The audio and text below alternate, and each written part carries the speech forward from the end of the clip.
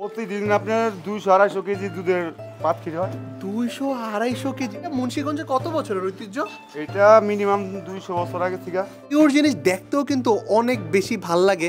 কি বলবো আঙ্কেল, এখন তো আর দুধ বলার সুযোগ দেখতেছি না আমি। এখন এটা কি হয়ে গেছে, খিরসা?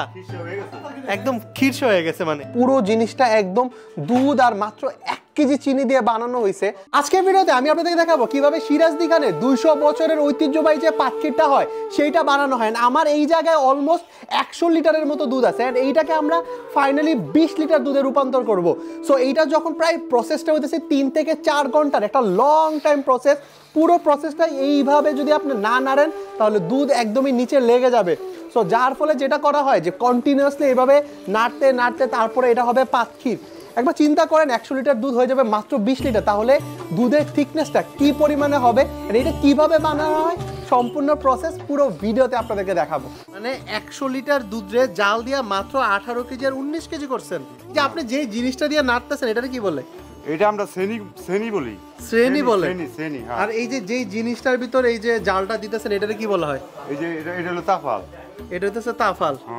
তাফাল আর শ্রেণী এই দুইটার সাহায্যেই কিন্তু পাতখিরটা বানানো হয়। পাতখির বানানোর জন্য তো খালি যে দুধই দেওয়া লাগে, মানে আর কিছু দেন না? আর কিছু না। আর কিছু দেন না, মানে মিষ্টি করার জন্য কি চিনি দেওয়া হয়? 1 কেজি দেওয়া হয়। মিষ্টি করার জন্য 1 কেজি চিনি দেওয়া হয়। প্রতিদিন কত লিটার দুধের পাতখির করেন? প্রতিদিন আপনার 200-250 কেজি দুধের পাতখির হয়। 200-250 কেজি, মানে প্রতিদিন 200-250 লিটার দুধ জাল দিয়ে ওটার পাতখির বানান? হ্যাঁ ভাই, এইখানে কিন্তু হিউজ পরিমাণে প্রতিদিন পাতখির বানানো হয়। আর এইটা মুন্সিগঞ্জে কত বছরের ঐতিহ্য? এটা মিনিমাম 200 বছর আগে থেকে। 200 বছরের ঐতিহ্য। সো আমি প্রথমে ইন্ট্রোতে যেটা বললাম যে মুন্সিগঞ্জের 200 বছরের ঐতিহ্য, মানে প্রায় 200 বছর ধরে এই পাতখিরটা এই জায়গায় বানানো হইতেছে। পাতখির বানানোর প্রসেস কিন্তু একদমই শেষ, মানে চিনি দিয়ে দিছে, এখন জাস্ট নামাবে। কিন্তু এই নামানোর পর দুধের যে টেক্সচার বা দুধের যে থিকনেসটা, এইটা দেখার পর ভাই যে কোনো মানুষের লোভ লাগবে।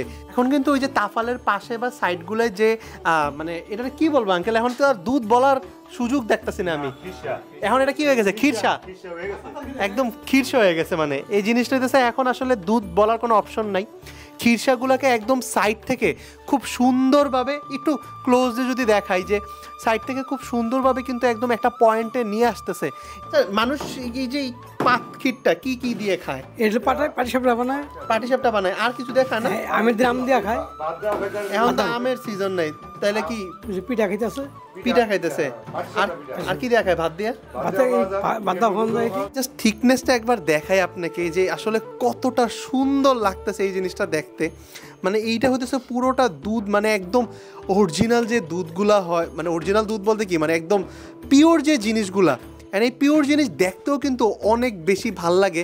অ্যান্ড এইটা আপনাদেরকে দেখাইতে পারো, আমার কাছে মনে হচ্ছে জানা একটু ডিফারেন্ট টাইপের কোনো কিছু আপনাদেরকে দেখাইতে পারছি। জায়গাটায় কি করতেছেন? এই জায়গাটা মানে ফিনিশিং করতেছি। ফিনিশিং করতেছেন। এই যে আপনি একটা ঢালতেছেন, এখানে কতটুকু আছে? এখানে 500 গ্রাম। 500 গ্রাম, কিন্তু আপনি তো মাপতেছেন না, মানে মাপা ওই আমার হাতা আছে, হাতাটা মাপা আছে। মানে বিষয় যেটা হলো ওনারা আসলে এতটা এক্সপার্ট যে এইখানে একটা আসলে চামচের মতো থাকে, এইটা আসলে কতটুকু দিলে হাফ কেজি হয়ে যায় এটা ওনারা একদম আন্দাজ করে বলে ফেলতে পারে। বাই দ্য ওয়ে, অনেকের মনে প্রশ্ন রাখতে পারে যে এই পাতখিরটা আসলে কই পাওয়া যায়। এইটা পাওয়া যায় হইতেছে মুন্সিগঞ্জের সিরাজদি খান বাজারে মিষ্টিপট্টি আসার পর সুনীল ঘোষের দোকানে যখন আসবেন তখনই কিন্তু এই পাতখির পাবেন। ইভেন যদি না চিনেন, আশেপাশে যে কাউকে জিজ্ঞাসা করবেন যে সুনীল ঘোষের দোকান কোনটা, তো আপনারা কিন্তু দেখাই দিবে যে ওই যে এটা হচ্ছে ওই দোকান। পাতখির কিন্তু অলরেডি বানানো হয়ে গেছে একটা স্লট, অলরেডি আরও 100 লিটার দুধ কিন্তু পিছনে জাল দেওয়া শুরু করে দিছে।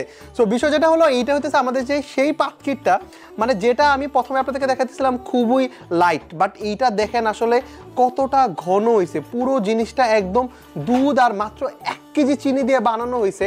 আর এটার থিকনেসটা যখন আমি আপনাদেরকে দেখাইতেছিলাম ভাই এতটা ঘন। ওয়েট, একটু খেয়ে দেখি, বিসমিল্লাহ। পুরো জিনিসটা মনে হলো আমি একদম ছানাটা জাস্ট মুখে দিয়ে দিছি। একদম ছানা যখন আপনি মুখে দিবেন যেরকম টেস্ট লাগবে, একদম হালকা চিনি দিয়ে এইরকমই টেস্ট লাগতেছে এই জায়গায়। অ্যান্ড আমার কাছে মনে হচ্ছে এটা আমি অলমোস্ট 1 কেজির মতো জায়গায় বসে খেয়ে ফেলতে পারবো। এটা হচ্ছে এমন একটা অবস্থা। সো এটা যখন আপনি পাটিসাপটা পিঠার পুরের মধ্যে দিবেন, এটা আসলে কতটা মজা লাগবে ওইটা আসলে বলে আমি বুঝাতে পারবো না। সো আপনি যদি এরকম পাতখির বা খিরসা খেতে হয় তাহলে কিন্তু অবশ্যই সিরাজদি খানে চলে আসতে হবে। আর আজকে ভিডিওটা এই পর্যন্তই, দেখাবে নেক্সট ভিডিওতে নতুন কোনো প্লেসে। আল্লাহ হাফেজ।